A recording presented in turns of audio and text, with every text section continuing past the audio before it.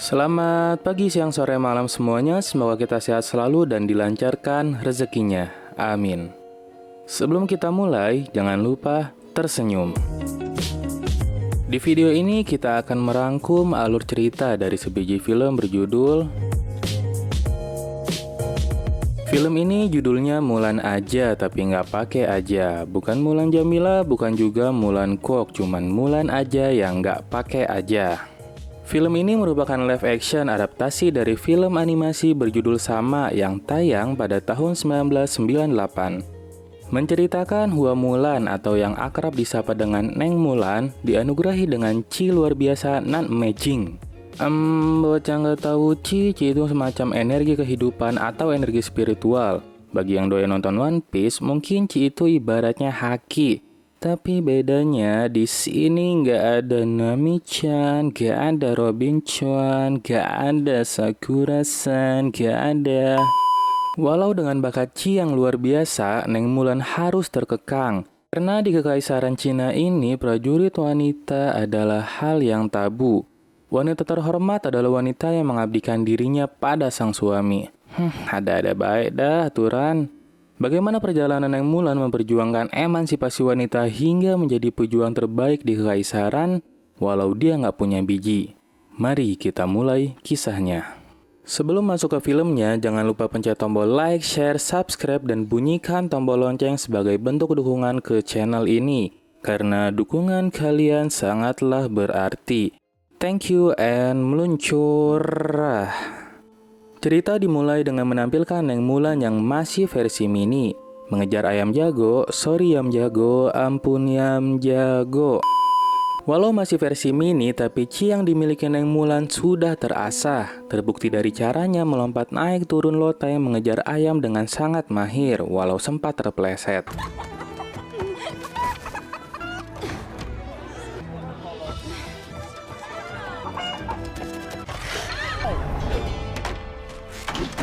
Saat Neng Mulan sudah mendarat dengan perfecto, reaksi warga bukannya takjub tapi malah kayak emak-emak RT sebelah yang lagi gosipin tetangga. Pedes. Di malam hari, Neng Mulan yang sedang bercanda dengan adiknya tidak sengaja mendengar percakapan emak dan babeh. Emak Neng Mulan bicara ke babeh. "Bebs, Mulan tuh cewek, dia tuh kudu bisa lah nahan diri. Apalagi kalau lagi make Chi. Emang lu mau dia diledek penyihir atau malah jadi Jonas? Omelin ki sono." Scene berganti saat Neng Mulan sedang memperbaiki sayap patung Phoenix yang ia rusak saat mengejar ayam. Babenya menghampiri dan berbicara. Phoenix apa yang bisa dipotong?" Kok malah kuis anjing, maaf. Babenya berkata, "Phoenix berada di depan kuil karena merupakan utusan leluhur kita. Cimu kuat, tapi Ci untuk para pejuang, bukan wanita. Sembunyikanlah karuniamu." Di kekaisaran ini, penggunaan Chi oleh seorang wanita memang dianggap tabu dan akan dicap sebagai penyihir. Seorang wanita mengangkat kehormatan melalui pernikahan, bukan sebagai prajurit. Alah siap boy. Waktu berlalu beberapa tahun menampilkan tante penyihir yang merasuki tubuh seorang pedagang yang sedang menuju Cina. Dengan menggunakan tubuh itu, tante penyihir memasuki sebuah garnisun yang berada di jalur sutra. Jalur sutra loh ya, jalur perdagangan yang membentang dari Tiongkok sampai Eropa Timur. Bukan sutra yang biasa dibeli di Indomaret, Alfamaret, atau apotik. Tante penyihir yang berhasil menyusup ke dalam garnisun memulai aksi penyerangan bersama dengan kelompok Orange yang dipimpin oleh Borikan.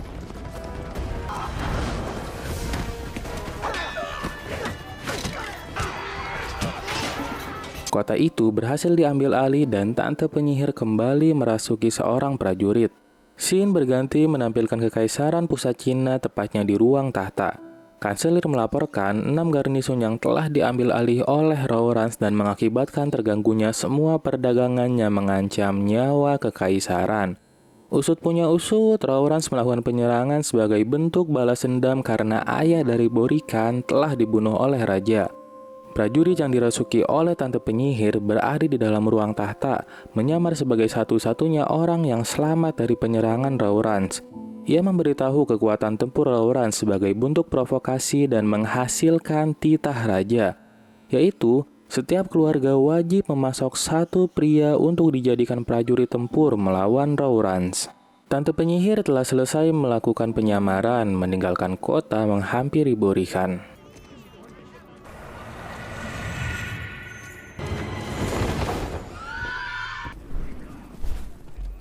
Terlihat walau Tante penyihir dapat membunuh Borikan, tapi dia tidak dapat melawan karena hanya Borikan yang mau menerima seorang penyihir seperti si Tante.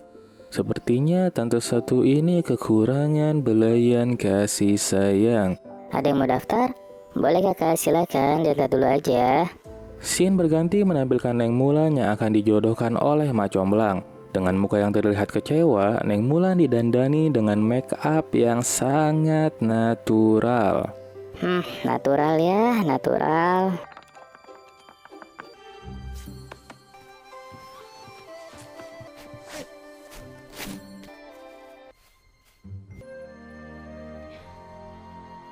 Neng Mulan sedang dikasih tutorial untuk menjadi istri baik yang natural oleh Mak Comblang. Tiba-tiba, sebiji laba-laba muncul dan membuat acara tutorial ambiar seketika.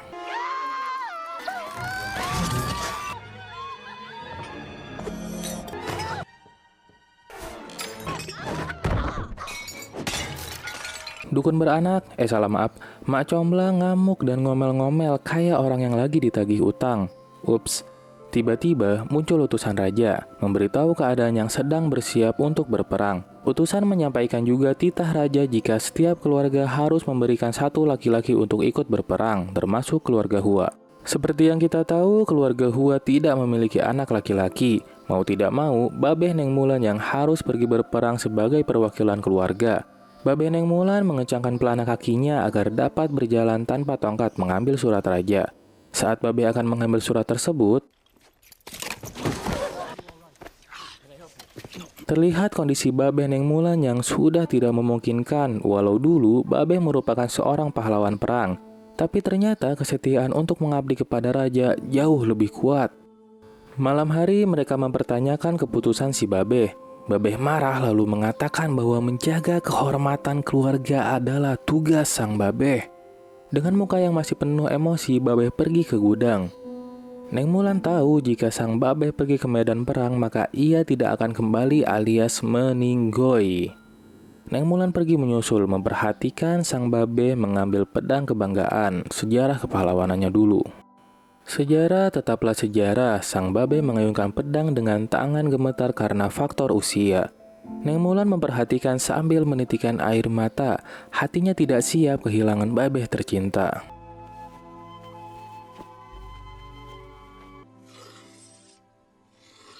Beautiful.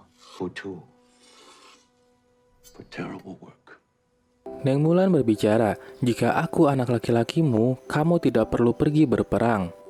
Sang Babeh lalu menjawab, aku tidak akan mengubah apapun dalam hidupmu. Babeh pergi istirahat karena akan berangkat pagi. Saat Babehnya pergi tidur, Neng Mulan mengambil pedang kebanggaan Babehnya. Loyal, brave, and true. Dengan menggunakan zirah perang, Neng Mulan berdoa di kuil, menyarungkan pedang, membulatkan tekad lalu pergi mengabdi kepada sang raja, menggantikan posisi Babehnya. Di pagi hari, Babeh dan emak yang menyadari kepergian Neng Mulan merasa cemas, tak tega membayangkan anaknya yang suatu saat bisa saja dipanggil seorang penyihir. Babeh berdoa di kuil demi keselamatan anaknya. Singkat cerita, Neng Mulan yang kelelahan dalam perjalanan memutuskan untuk beristirahat. Saat matahari bersinar, Neng Mulan terbangun. Seketika ia terkagum wow dan tersenyum melihat pemandangan sebiji phoenix yang terbang seperti layang-layang abang kelurahan sebelah. Hal itu membuat keyakinannya tambah kuat melanjutkan perjalanan. Neng Mulan sampai ke tempat pelatihan, terlibat perselisihan kecil dengan Chen Honghui. Seketika komandan pelatihan datang melerai. Neng Mulan yang tidak ingin identitasnya sebagai wanita terbongkar, memberatkan suaranya dan mengubah nama menjadi Hua Jun. Your voice, soldier. Yes, Commander. What is your name? Hua Jun, Commander. Cerita berlanjut memperlihatkan hari yang sudah gelap di kamp pelatihan. Neng Mulan ditempatkan satu tenda dengan beberapa cowok teman seangkatannya. Ia yang baru saja memegang pedang, kaget karena sekarang harus melihat pedang tipe lain yang lebih tumpul tapi lebih berbahaya. Huhahaha. Datang senior yang menyuruh mereka mandi dan mengajukan sukarelawan untuk berjaga. Dengan sergap, Neng Mulan mengajukan diri untuk berjaga karena tidak ingin mandi bareng dengan para cowok. Di saat cowok seangkatannya mandi beneran, Neng Mulan malah berjaga sambil mandi hujan, mirip kayak bocah sekitaran rumah. Saat waktu tidur, Neng Mulan memasuki tenda, melepaskan jira dan korset penahan buah kembar nan aduhai. Ia berbaring sambil menahan jurus maut kaum Jonas. Sebelum terlelap, Neng Mulan mengingat dan merindukan keluarganya.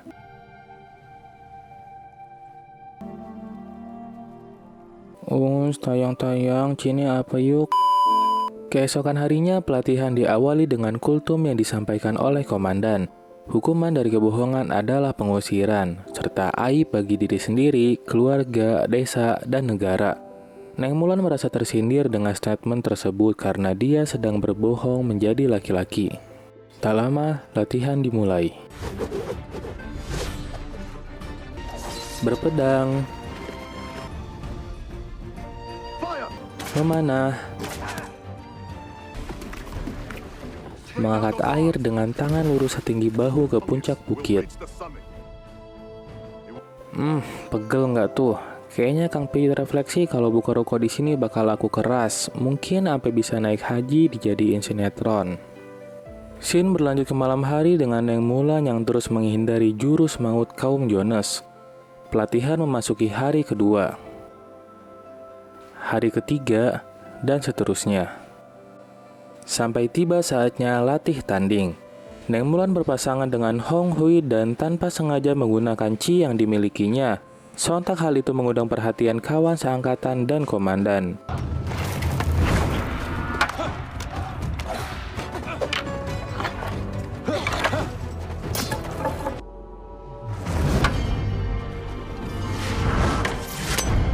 Neng Mulan yang menyadari penggunaan Chi merasa bersalah dan pergi ke tenda karena sempat dinasihati oleh Babe untuk menyembunyikan Chi yang dimilikinya. Tapi ternyata di sini berbeda. Neng Mulan malah dipuji karena Chi luar biasa yang dimilikinya, tapi dihina karena bau badan gak pernah mandi.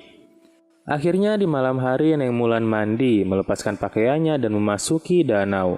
Coba ini tolong kamera udah mahal kok gambarnya malah ngeblur oi produser oi kan jadinya sudahlah.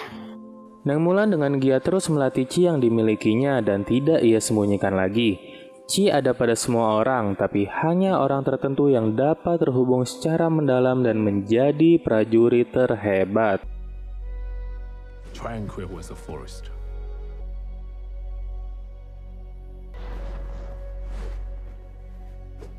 Physical force need not be met with equal force. Di lain sisi, pemimpin dari 12 suku Rawrans berkumpul, mengambil alih satu demi satu garnisun yang tersisa dan bersiap menghadapi akhir peperangan. Mendengar kabar garnisun yang terus berjatuhan, Neng Mulan and the gang dipanggil untuk berperang melindungi garnisun Mountain Steppe, meski pelatihan belum sepenuhnya selesai. Mereka melakukan sumpah prajurit berjanji setia pada 3 pilar kebajikan. Tapi Neng Mulan ragu saat mengucapkan pilar yang ketiga. Loyal. True. Di tengah perjalanan menuju medan perang, Neng Mulan memberanikan diri untuk jujur pada komandan, tapi niatnya langsung diurungkan karena komandan ingin menjodohkan Neng Mulan dengan putrinya. Wah, jeruk makan jeruk nih. Selama perjalanan mereka melihat banyak prajurit berguguran karena ulah Borikan dan pasukannya Rawrans. Singkat cerita, mereka sampai di garnison Mountain Steppe. Malam harinya, prajurit pengintai melapor pada komandan bahwa Borikan bersiap menyerang dengan jarak tidak sampai setengah hari, membawa pasukan yang jumlahnya jauh lebih banyak. Alih-alih membuat benteng pengepungan, komandan memberi komando untuk bergerak lebih dulu mengendalikan musuh. Malam sebelum perang, Neng Mulan and the gang berkumpul mengelilingi api unggun, memperteguh kesiapan jiwa dan mental. Keesokan harinya, perang dimulai.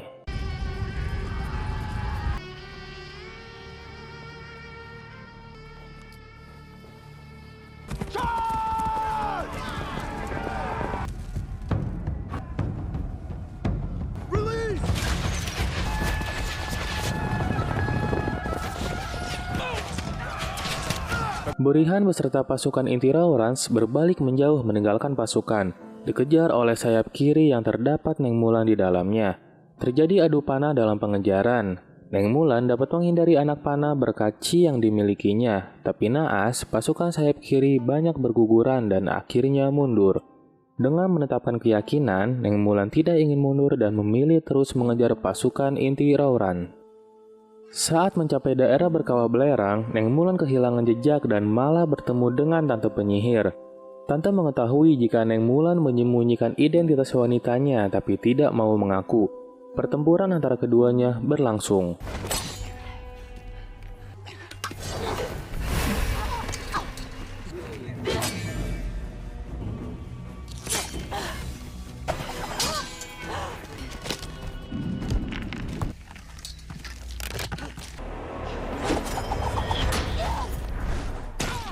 Neng Mulan kalah dan terbunuh, tapi yang mati adalah Mas Huajun. Itu artinya, chi Neng Mulan telah bangkit seutuhnya tanpa keraguan yang selama ini berasal dari kebohongan yang ia buat sendiri. Neng Mulan kembali ke medan perang, bertarung dengan gagah membantai Raurans. Melihat Neng Mulan sebagai prajurit wanita, Raurans berteriak penyihir dan menjaga jarak. Tante Penyihir berubah menjadi segerombolan gagak dan menyerang prajurit kekaisaran yang menyebabkan mereka harus menggunakan posisi bertahan.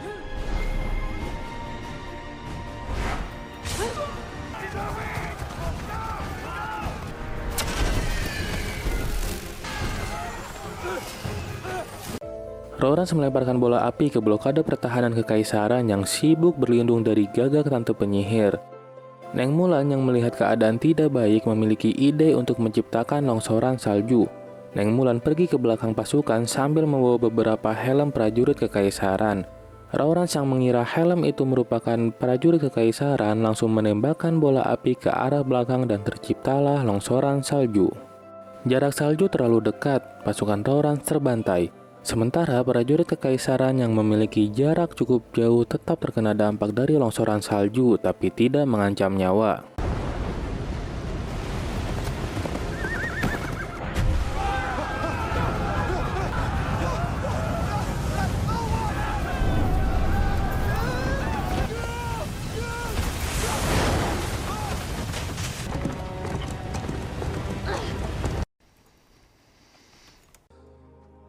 Gather yourselves. Neng Mulan muncul dengan tampilan wanita mendatangi komandan pasukan. Tanpa belas kasih, komandan pasukan yang kecewa langsung memberikan hukuman kebohongan yaitu pengusiran dan dicap aib. Tante Penyihir datang mendekati Neng Mulan yang telah terusir, memberi informasi tentang Borihan dan pasukan inti Raurans yang sedang menuju wilayah utama kekaisaran untuk memenggal sang raja. Ia mengajak Neng Mulan untuk bergabung dengan Raurans karena hanya Borihan yang menerima seorang penyihir. Tapi Neng Mulan menolak dan berpegang teguh pada tugasnya, memperjuangkan kerajaan dan melindungi raja. Neng Mulan berlari dengan kuda menyampaikan informasi yang didapat kepada komandan. Walau komandan awalnya tidak percaya, tapi Hong Hui dan rekan seangkatannya mempercayai Neng Mulan. Komandan akhirnya percaya dan memuji kesetiaan serta keberanian Neng Mulan. Scene berganti menampilkan Raurans yang telah sampai di pusat kekaisaran Cina. Kanselir memberitahu raja jika Borihan telah menyusup ke dalam kota dan menantang raja untuk berduel 1 lawan 1 di istana baru. Raja yang murka menyetujui tantangan itu dan pergi dengan beberapa biji pengawal. Kanselir memberi perintah kepada Panglima untuk mengarahkan seluruh pasukan ke alun-alun dan mengosongkan istana. Tapi siapa sangka ternyata kanselir itu palsu. Ia merupakan Tante Penyihir yang menyamar. Di sisi lain, Neng Mulan and the Gang telah sampai di kekaisaran pusat hingga memasuki alun-alun. Ternyata itu merupakan sebuah jebakan agar tidak ada yang bisa keluar dan membantu sang raja. Hong Hui dan yang lainnya membuka jalan agar Neng Mulan dapat keluar dari alun-alun dan menyelamatkan sang raja.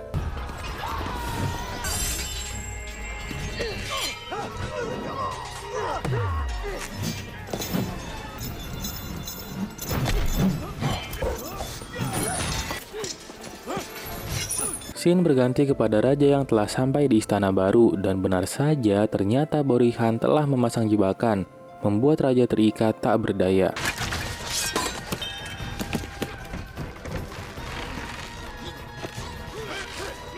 Di sisi lain, Neng Mulan berhasil keluar dari alun-alun, pergi menuju istana, tapi ternyata yang duduk di ruang tahta adalah tante penyihir. Tante penyihir terkejut melihat Neng Mulan yang menjadi pemimpin prajurit pria meski sudah diketahui identitas aslinya sebagai wanita. Neng Mulan mengajak tante penyihir untuk bergabung, tapi baginya semua sudah terlambat. Karena tersentuh melihat Neng Mulan sebagai pemimpin prajurit, tante penyihir berubah menjadi elang, menunjukkan jalan menuju tempat raja berada. Tanpa ragu, Neng Mulan langsung mengikutinya.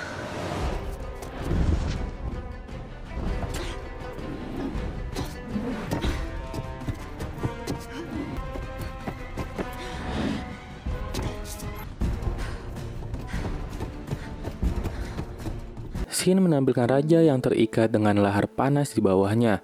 Tante penyihir sampai di tempat raja, disusul oleh Neng Mulan yang berlari mengejar. Saat Neng Mulan mendekat, Borihan menembak panah yang tidak disadari oleh Neng Mulan. Dengan sigap, tante penyihir mengorbankan nyawa menghentikan anak panah dengan tubuhnya. Alhamdulillahnya, untung tante penyihir satu ini udah taubat sebelum azal menjemput.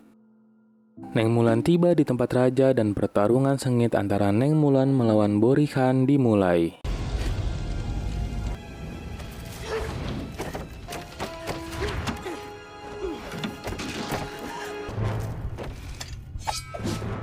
The girl.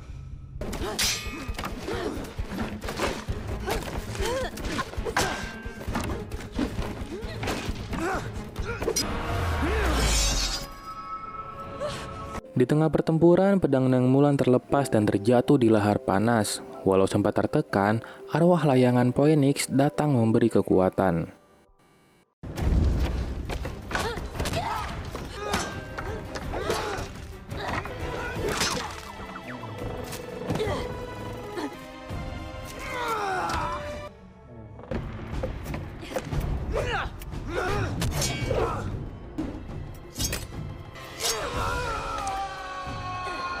Borihan terjatuh. Saat Neng Mulan mencoba melepaskan ikatan raja, Borihan yang masih sadar menembakkan anak panah kepada raja. Beruntung tangan raja telah terbebas dan berhasil menghentikan anak panah tersebut. Raja melemparkan anak panah dan dengan tendangan pisang, Neng Mulan mulai menendang anak panah hingga mengecoh Borihan dan menusuk jantungnya. Akhirnya, Borihan meninggoy. Di sisi lain, Hong Hoi dan kawan-kawan berhasil memenangkan pertempuran di alun-alun tanpa ada korban jiwa.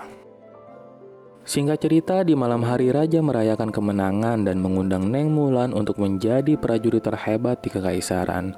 Neng Mulan menolak karena ingin meluruskan permasalahan dahulu kala, yaitu kabur dari rumah dan mengkhianati kepercayaan keluarga.